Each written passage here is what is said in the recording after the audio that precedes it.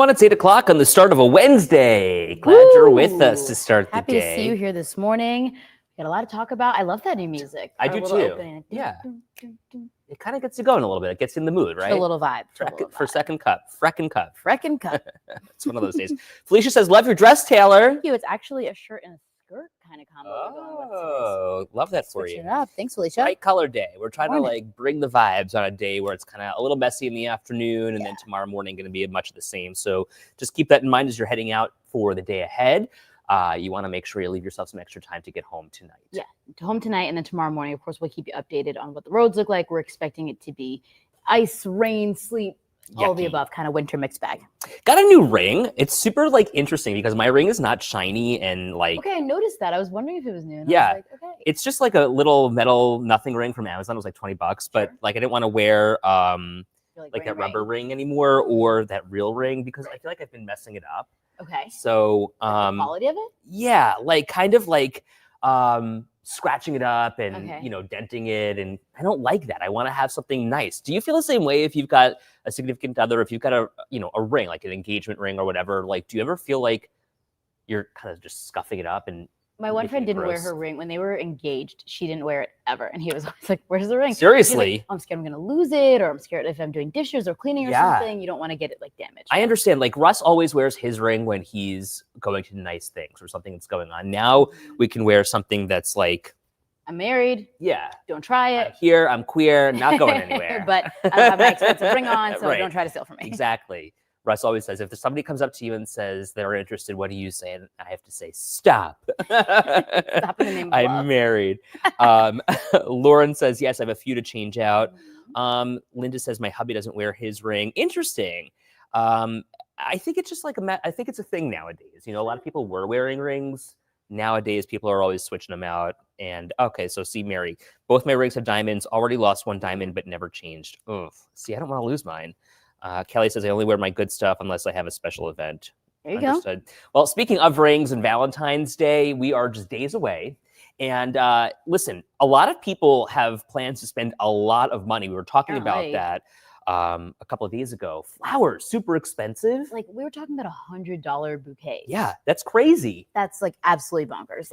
I've never even heard of that. But Taylor Anthony was at Maureen's downtown, one of my favorite flower shops in Western New York. They have all the deals. They have flowers, bouquets, mixed flowers for $15, and they have a dozen roses, $25. Right. You can't beat that. What more can you ask for? My favorite thing about Maureen's is that you can walk in there and be like, hey, can I get a bouquet for $25? And they'll make you something beautiful. And it doesn't look like $25, which I absolutely love. But now we were also seeing a study, and let us know what you think about this. People are buying bouquets of fake flowers. Like the stuff you see in Home Goods or TJ Maxx or Home Sense, the fake decorative flowers like you see here, something you might put in your house. Sure, maybe it's a centerpiece or something, but people are actually giving them to people that they claim to love and saying, here are some fake flowers. I hate this. I cannot get behind this. No, I think it's so dumb. I think if you're giving someone a centerpiece or something, sure. But if it's Valentine's Day, those flowers better be real. Okay, we were talking about this a little bit in the newsroom too, Jeanette. Somebody mentioned, I don't know if I'm late to the game, but I really want to buy Lego roses as an activity. That's kind of cool. Sure. Though Kathy says, fake flowers live forever. Sure. No, Kathy. It's not the same. They don't have the smell. And I think because they're temporary, it makes them more beautiful. Oh God. I love to have a fresh bouquet in I my do house. too. There's something springy. Yeah, even all year round, whenever I'm going to the store, I pick up a couple flowers and I just put a little thing together just because it's nice and beautiful to look at. It's so much better than having a fake one. Not down for it. Mary wondering, where is Maureen's? It's right downtown. Ellicott Street. There you go. Kim says, just to spend time with the one you love is important. That's true. Sure. That's a great point. I just can't imagine buying fake flowers and going to Michael's being like, oh, I'm buying flowers for my sweetheart. Okay, chocolate flowers, Della says. Okay, here for it. Sure. Love that. I think if there are alternative options, the Lego one or something that's fine. But going to get, like you mentioned, at Michael's, the cheap looking fake flowers, what's the point of that? Don't want it. Where are you going to put that? Jeanette says, we are normal plant people, so we don't do the roses because they die. Okay. But I said, buy me a new indoor plant for the window for the spring. I like that's that. A fair trade. Joyce says, I would rather have a plant, something that lasts longer than expensive flowers. And Kathy says, or give me the $25 and I can buy what I want. I love that. A nice lunch or something. Kim's on our side. She says, no fake flowers. I know. Peter, get rose-scented air freshener to go with the fake roses. Well, now you've spent so much money on trying to have a fake display of affection. Just go get the real dozen of roses. Seriously. Diane says, we don't make a big deal of it. And then Connie says, my anniversary is a week after Valentine's Day. I'll wait for flowers on that day. Flowers are just too much for Valentine's Day. Why do you say that? Too much. There's never too much. I know. Shower me and stuff. Seriously, Sarah, what are you supposed to do with a fake bouquet after a while? That's what I'm saying. It just collects dust. Would you rather have the dust or the death? I don't know. Lose, I guess. Peter says, though, fake roses are easy to maintain. And that's kind of what they're saying I guess, but I don't know. I know that when I get flowers, I'm going to have to throw them away. Yeah, no doubt. I mean, it's like, I'm trying to compare it to something else we might have. It's not like a plant. Of course, you get to keep that, you water it. But like, they'll last for a week or so. I know. Like, you can have them and enjoy them. And then it's a reminder, like, oh, look, someone did something nice for me. I'm cracking up at Mark's comment. Buy a dozen eggs then. Yeah, dozen eggs or a dozen roses. Kelly says, gross fake flowers. Mary says there was a time years ago that brides used fake flowers. Interesting. I can see that, maybe so they don't drop petals or something like that. Well, and flowers are so expensive for weddings too. What about chocolate or lobster? Listen, I'm on board for both. Chocolate or lobster or all of it. But also it's like a card, right? You might keep that card. Sure. It might be great, but like a lot of people throw cards away. That's true. Same thing with flowers. It's still nice. It's still a beautiful gesture. It's a symbol of your love, but it doesn't have to last forever. Also, like, this is a Hallmark holiday, so let's face it, they are just trying to, take your money. Exactly. If you keep fake flowers, remember to dust them. Exactly. No, thank you. I hate that. Kelly said, let him come home with some fake flowers. Yeah, let him. See what happens, we'll have Kelly. A conversation about some fake stuff. Coming home with a scale. Come on. Happy Valentine's Day, fatso. Dinner out is better, Noreen says. Mary says sponge candy for her. Oh, Kim says. I could be into that. Steak with mushrooms. No, I don't like mushrooms. I was just telling Taylor how much I enjoyed my dinner last night. We went to Aroma on Bryant, and I had an airline chicken with mushrooms, and these mushrooms were tender. They were just so tasty and delicious. I love, love, love. I don't know about mushrooms. Connie here. Buy me diamonds. Yes, seriously. They last forever. Marguerite, my husband, got me the same Valentine's Day card 3 years in a row. Hey, if it works. Right? John says, love should be celebrated every day. I sometimes, John. For people like John. John. That's what I'm talking about. John, come to my house. You need to start doing TED Talks. Seriously, love should be celebrated every day. I sometimes buy my wife a little gift just to show my love. See, and I'm a gifts person, John. I need to be thought of. Something. Just yes. Hey, I thought of you. Here's a little thing. Yeah. That's it. It feels so good to be considered and cared for. But like something that I would like. Right. Like, don't buy me. To love someone is to know them. Right. Don't buy me something that you like that you're giving to me, Russ. Buy me something that I would like. I know that Ed's not subtle about it either. I've never been subtle. Like, not just dropping hints, throwing them at him. Thank you. I like this thing. Mm-hmm. Oh, look at this thing. Isn't this nice? How cool would that be if I had that? Thank you. Help, cross off the remainder of my Christmas list. Hello. Jeanette says, I want 2 carton of eggs, a true way to her heart, and then I can get all my baking done. Yes, girl. Thank you. Amanda says, do something special for your loved one. It doesn't have to be expensive. There are a lot of things that can be done for each other. Sure. And sometimes I gotta say, like, just having that time with each other goes a long way. Having a good conversation. Oh my God, Jeanette, how did you know that? Yes. Lotion. How did you know? That's so funny. I really do. Okay, Connie's got plans. Dinner and a show on Friday. What's the show? Very cool. Like a movie or a show play? Oh, I'm interested in hearing. Let me know. Should we wade into the controversy, or what do you think? Sure. We can go from fake flowers to bail reform. Bail. Boom. All right, give us an idea of what's going on with your story, Taylor. So it's something that I've been working on for a long time. Mainly based on the idea of, what we like to do with voices, sharing people's voices, and it means getting opinions on both sides of things. Sure. So when we're talking about public safety and all these things, bail reform is something that always comes up. We hear from law enforcement, politicians campaign on it. We're constantly talking about it. It comes up in Second Cup sometimes. Mm-hmm. But do we actually dive into it? Do we talk about the impacts of it? why we have bail reform and what can be done. So that's the point of the story, is to dive a little bit deeper into a debate that's been ongoing since it started in 2020 and talk about the actual implications. What are the impacts? Can it be changed? Will it be changed? It's interesting because, when you look at it from, and, weigh in here what you think about bail reform, whether it's good, bad, or you're kind of indifferent about it. It's interesting to me because bail reform from a 35,000 foot view is supposed to, or bail is in place to prevent you from running and not appearing at your court dates.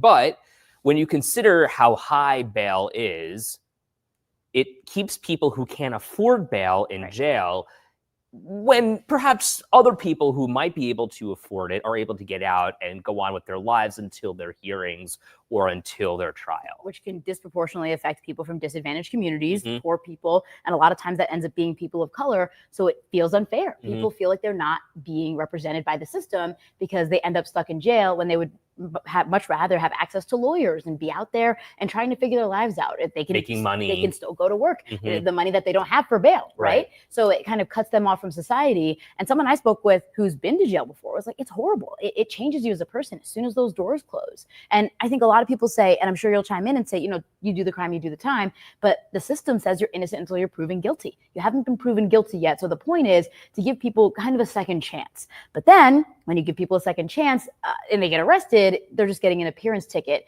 And then DA or former DA John Flynn was telling me it takes the fear away from criminals. Now they know, they're not going to put me in jail. Well, why not? They're just going to give you an appearance ticket, basically. Right. They give you an appearance ticket. I'm not going to have to stay anywhere overnight. Okay, I can just do this thing because I know I'm going to get right out. And so much of that goes back to the initial conversation about bail reform that was put in place 5 or 6 years ago with the Cuomo administration that discusses the idea of taking away a judge's discretion. That really is the heart and soul of the purpose of the bench, right? To be able to say, yes, you're a repeat offender, you're going to go to jail now, and here's your bail for X amount of dollars. The different thing is that that's kind of been stripped of our judges here who we elect to rule on these issues because of the bail reform. But that's kind of being rolled back a little bit by the Hochul administration. Yeah, so Hochul stepped in, saw this administration's moves with bail reform and was like, okay, we probably need to make some changes. So she made some tweaks, and she says they're not just tweaks, that they're, huge. So if you're a repeat offender and your crime is considered as something that causes harm, then a judge can hold you on bail. So that bail reform goes out the window there when we're talking about people who are repeatedly committing crimes that cause harm. But I don't know if it doesn't affect every single crime. Sure, no, right? Of course not. Quality of life crimes, tiny, smaller things like petty thefts and selling drugs and things like that, or stealing cars, for example, that's something that you wouldn't necessarily be kept for. So let's go to the comments here because I'm really interested in hearing your voice. Kim says bail reform needs to change. Tell us exactly what you think needs to change here, Kim. Shonda says it's a joke. Linda, our court clerks hate the bail reform because people are taking advantage of it. Cindy says bail reform is bad. Bad people have no punishment. Nothing will happen to them. So they keep doing bad things. And then Charlene kind of agrees here, saying change bail reform. It puts too many bad ones back on the streets. And, Cindy kind of understands what we're saying here and, the point behind it all. But it should be up to the judge, she says. Diane, maybe you should have thought about it before you committed the crime. They are let out and they do it again. Kelly says if you're a repeat offender, you should not have bail reform.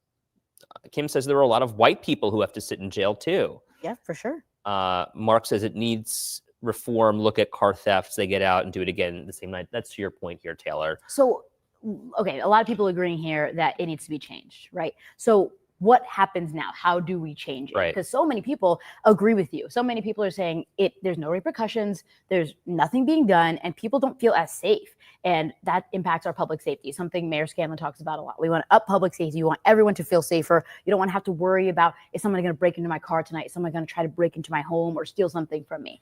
And right now, people have a lot more fear, is what I'm hearing. So what can be done? So Assemblyman, newly elected in Cheektowaga, Patrick Luginski, he says he campaigned on repealing bail reform. And it's something that he's going to work on now that he's an assemblyman. So he's planning to bring that to Albany. The governor, on the other hand, says the law doesn't really need to change. It's doing what it's supposed to do. And she says that there are a couple of loopholes when it comes to discovery that she's working to close. So that'll be involved in her budget and when she gets all of that passed. But I don't know how close we are to getting to these changes that people so clearly want to see. Kelly says if you got caught smoking weed on the corner or stealing a piece of candy, you should not have bail reform. So what do you mean? In other words, you should not, that's not a crime that's eligible for bail, or you don't think that bail should be set? I think she's saying you shouldn't have any bail reform. You should go straight to jail. But Jeanette's getting to what I was saying.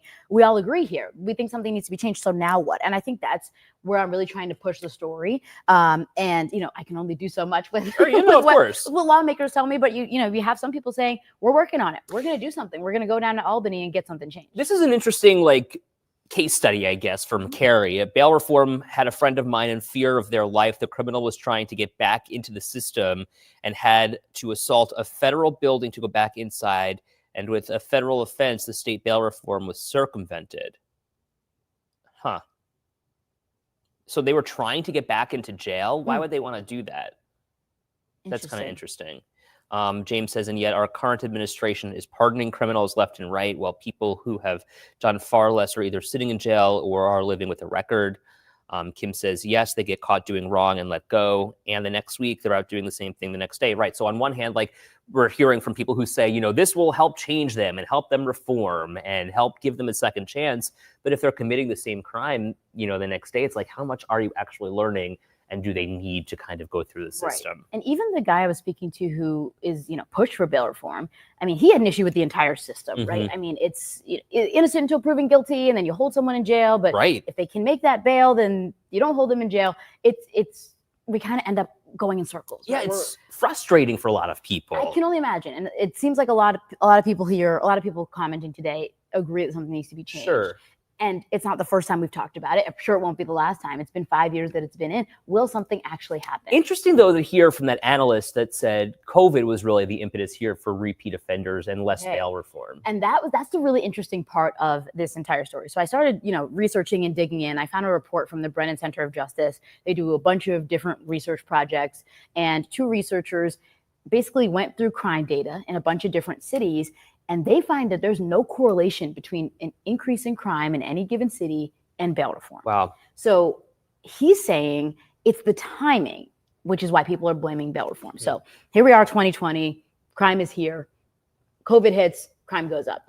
He's saying that's happening whether or not you have bail reform. Wow. In areas that do and don't have it. He's saying COVID and the impacts of COVID led to that crime spike. But because it happened right when bail reform went into effect, people are associating it with bail reform. Now, this is not to say that, everyone's comments here are invalid. Obviously, all these things are happening and people are sharing their voices about how bail reform is impacting our community.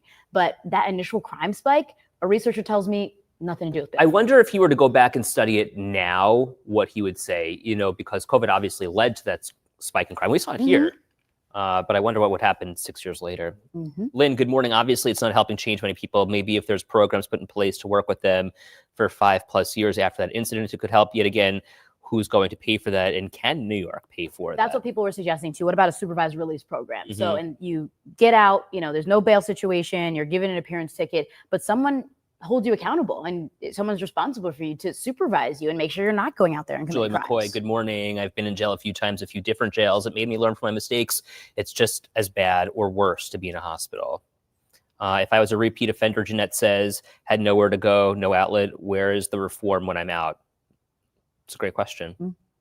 Well, anyway, Taylor Kelly says, call the bail reform victims and find out why they commit crimes and work on stopping the crime, not eliminating the punishment. No, I mean, I don't know. It's kind of, it's an interesting conversation because, you really objectively can see both sides, right? Yeah. And I think, when you're talking to anyone who's committed a crime, what are they going to say? Like, oh, I love committing crimes and things like that. And I think it comes to, especially when we talked about car thefts and anytime we're looking at crime, we need more resources in the community. We need more jobs for people. We need people to be off of the streets and not committing crimes.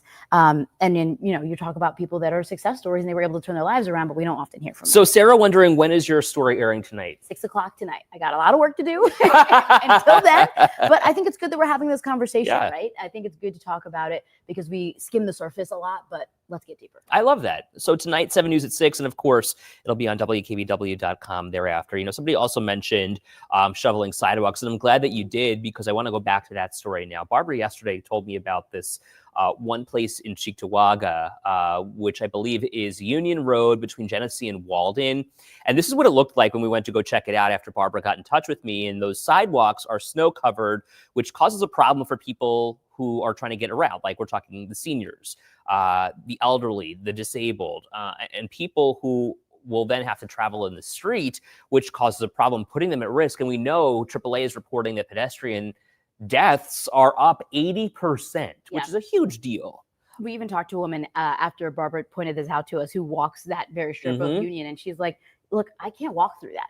And you don't know what's underneath there. We've been dealing with so much with weather, between ice and rain and snow and all that stuff. So you don't know what you're walking over. So she just walks in the street, and that's, a huge risk, especially on a road like Union. So we heard from a number of other people who say a bunch of other roads in Hamburg, South Buffalo, even places north of Buffalo are in rough shape. So let us know what communities are dealing with some really bad issues. I got an interesting email this morning from one of the viewers who said that, it's the side streets in Cheektowaga near Union that are also a problem, and people are flying down those streets, using it as a cut through so they don't have to go on the main streets, and that's preventing people from walking in the street, because they fear for their own safety. Oh, Lynn chiming in. You should definitely look at Military through Tonawanda, Kenmore to Buffalo. Very bad there.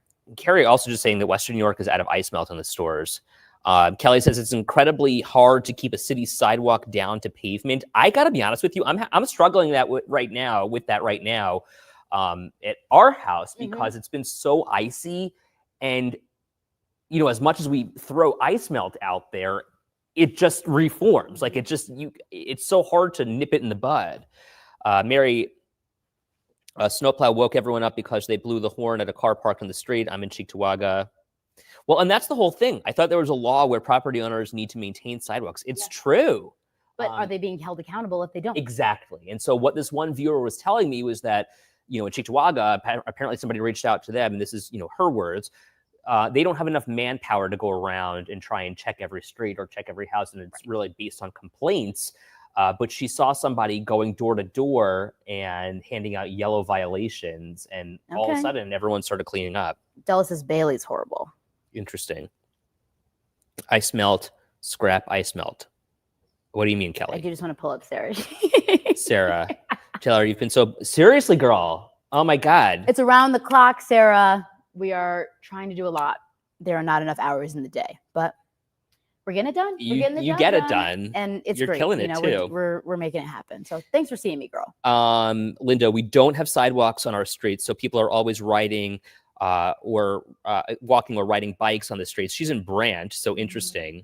It's been too cold, Connie says, for ice melt to work properly. See, we've not had a problem with it working. We're just having a problem with the ice reforming. Well, yeah, you don't have enough time. Right. If you're home, you throw it out. By the time, that ice melt gets to working, there's something else. Exactly. Whether it's more ice, snow, or something. Right.